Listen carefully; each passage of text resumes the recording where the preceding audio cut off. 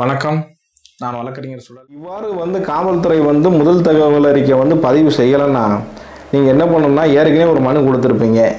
மனுவை எடுத்துட்டு சிஎஸ்ஆர் வாங்கிட்டீங்க, வாங்கலை ரெண்டும் விட்டுருங்க. சிஎஸ்ஆர் வாங்கியிருந்தால் அந்த சிஎஸ்ஆர், அப்படி இல்லைன்னா நீங்கள் ஏற்கனவே கொடுக்குற மனுவை அந்த நகலை எடுத்துக்கிட்டு நீங்கள் எஸ்பி ஆஃபீஸில் மப்சல்னா இந்த சென்னை போன்ற மாநகராட்சிகளில் கமிஷனர் ஆஃபீஸை போய் நீங்கள் அணுகி அங்கே மனு கொடுக்கணும். இந்த மாதிரி சோன்சோ ஸ்டேஷனில் நான் எஃப்ஐஆர் போட சொல்லி என் பிரச்சனைக்கு மனு கொடுத்துருந்தேன். ஆனால் அவங்க எஃப்ஐஆர் முதல் தகவல் அறிக்கை ஃபைல் பண்ணல. அதனால் எனக்கு சட்ட தீர்வு கிடைக்கணும் அப்படின்ட்டு மனு கொடுக்கணும். அவங்களும் ஒருவேளை எடுக்கலைன்னா நடுவர் நீதிமன்றம்னு சொல்லுவாங்க.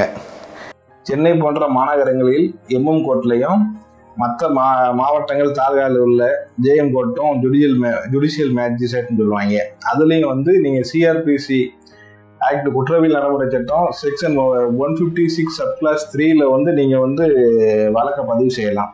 வழக்கை பதிவு சொல்லிட்டு அதிகபட்சம் உங்களுக்கு 1 or 2 months தான் ஆகும். அதுக்குள்ளே விசாரணை பண்ணி இந்த பெட்டிஷனில் விசாரணை பண்ணி போலி காவல் நிலையத்துக்கு எந்த கன்சர்ன் காவல் நிலையத்தில் உங்களுக்கு புகாரில் நடவடிக்கை எடுக்கலையோ அதே காவல்துறைக்கு நீதிமன்றம் டைரக்ஷன் கொடுத்து வருவாங்க விசாரிச்சு